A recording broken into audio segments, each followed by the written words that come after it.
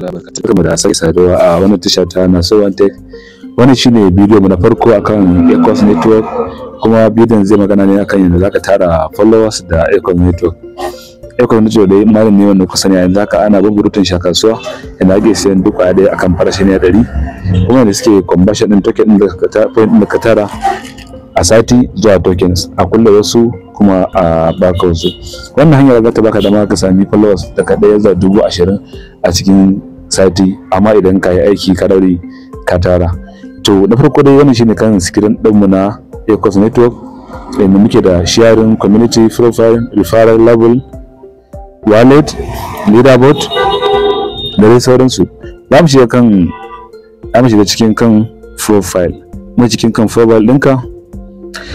Sani cewa KYC following ba zai yi ba sai kana da KYC.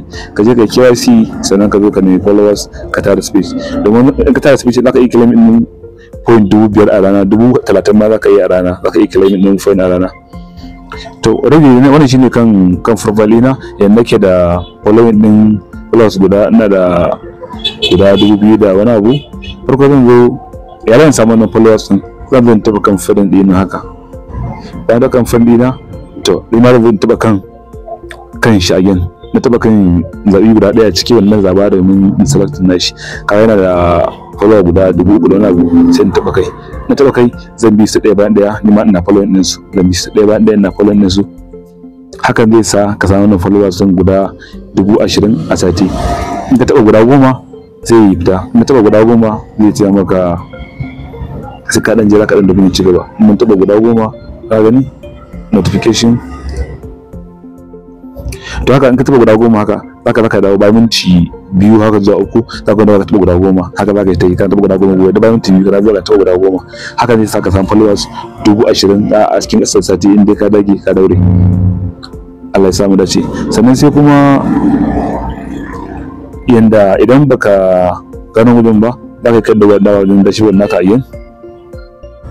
Kada kan dashboard naka akwai wajen community din nan. Ka taba kan community din nan, shi ma zaka iya ganin duk wanda ya post, dan ma zaka iya bi shi ta nan. Misali kuma wannan yayi posting, to zan ga ima zan iya bi ta nan in je na laluba nan followers din. Sannan kuma zan zo na yi liking. In kai liking ma zai na karuwa, zaka na ƙara samun point. In kai comment zama zaka na ƙara samun point. Comment din ko da abin da ga zaka yi cewa misali zaka yi cewa good, zaka yi cewa hi, da abin da maka duk dai abin da kai zaka na samun point ne nan insha Allah. Bari mu duba mu ga wannan ne kilimi a rana. Kun ga wannan shine wanda ne kilimi ne kenan, kuma na samu point guda 4,790. in ne kenan ka naje kuma fa je ku na samu 4,500, shekaran je 4,300. haka sai ne take karuwa saboda kullun na ƙara yin followers. Da follower din da kai kana ƙara samun point, duk din da kai kana samun ƙarin speech na ƙara sauri. Yana ƙara sauri. In kai posting yana ƙara sauri, in kai like yana ƙara sauri, in kai comment yana ƙara sauri, in kai kuma ga followers nan ma yana ƙara sauri sosai speech. To hakan Allah ya samu dace, wannan ce hanyar da zaka tara wato followers kuma ka tara point mai yawa a cikin Ecos Network. Da Allah ya taɓa wannan tashi ta mu karna mana alamar subscribing, sannan karna mana alamar ƙarfafa, sannan kai sharing domin wasu su amfana. Nagode, na kwako da shi Al-Hussein Naso One Tech. Sai mun haɗu a wani sabon bidiyo.